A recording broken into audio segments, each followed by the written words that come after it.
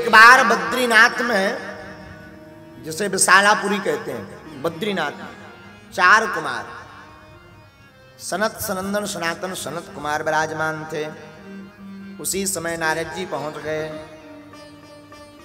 और जब नारद जी पहुंचे तो नारद जी का स्वरूप देख करके चारों कुमारों का दिमाग विचित्र हो गया। नारद जी मुख मलिन किए हुए, मुंह लटकाए खड़े हैं। ये चारों कुमार नारद जी के ही भाई हैं। तो नारद जी ने चारों बड़े भाइयों को, अग्रज भाइयों को प्रणाम किया।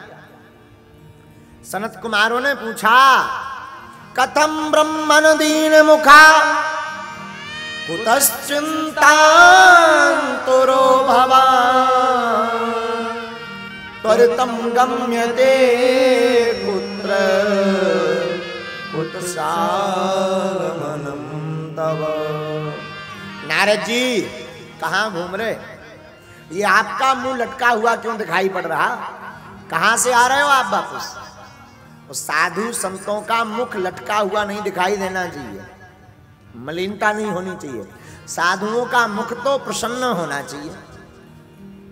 अरे आप तो साधु हो, आपका क्या किसी ने चोरी कर लिया या किसी ने हरण कर लिया?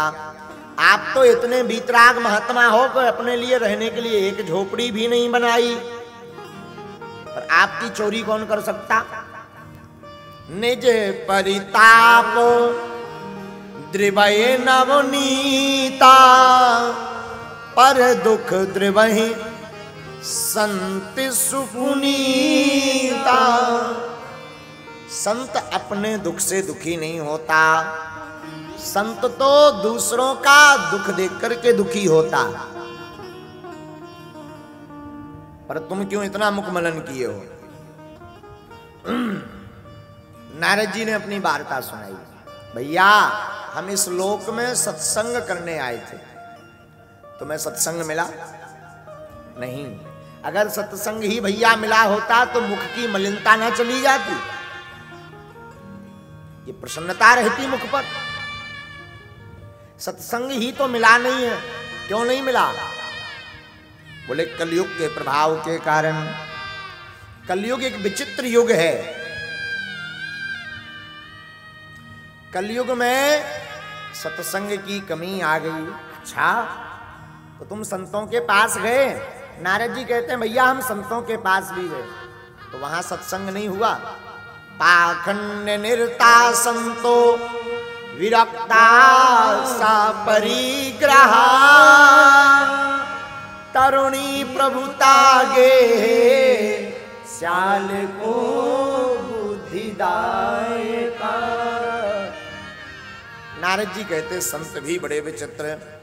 कैसे? नारद जी बोले भैया कलयुग के संत भी विचित्र मिले हमें। कुछ जो अच्छे सच्चे संत थे वो तो मिले नहीं, पर पाखंड निरता संतो विरक्ता सा परिग्रहा, पाखंड में लिप्त संत मिले। अच्छा, कितनी जगह गए आप? नारद जी कहते अनेक जगह गए। भैया एक महात्मा के घर पर गए, आश्रम पर। नाम हमने बड़ा सुना था कि इनका नाम त्यागी बाबा है। और जब त्यागी बाबा जी के यहाँ सत्संग करने गए तो 20-25 मंजिला मकान देखा, तो हमने पूछा कि भाई इतना वीआईपी भवन किसका बना है? तो किसी ने कान में कहा ये त्यागी जी का है, और नाम त्यागी जी, लिफ्ट से चल रहे हैं।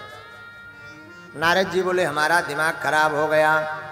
नारद जी बोले महाराज तुरंत हमने बैक कर लिया अपने आप को, सोचा यहाँ काम चलने वाला नहीं, चलो दूसरे महात्मा के पास सत्संग करेंगे। तो हमने सुना कि एक मौनी बाबा रहते हैं। अब वहां कुछ सत्संग तो होगा नहीं, पर आनंद आएगा, जाना चाहिए। नारद जी बोले मौनी बाबा के आश्रम पर गए। शाम के समय आश्रम के बाहर सो गए तो इतना शोर हुआ कि नींद ही नहीं आई। तो हमने रात को पूछा कि भाई ये किसका आश्रम है? बोले पता लगा मौनी बाबा जी का आश्रम है। नारद जी बोले भैया अब तो और दिमाग खराब हो गया। आगे बढ़े तो 20-25 छोटे छोटे से बच्चे, सुंदर गोरे नारे, तिलक लगाए हुए, यज्ञोपवीत धारण किए हुए, बड़ा सुंदर मुख मुस्कुराता हुआ, वेदत ध्वनि आपस में करते हुए चले आ रहे थे।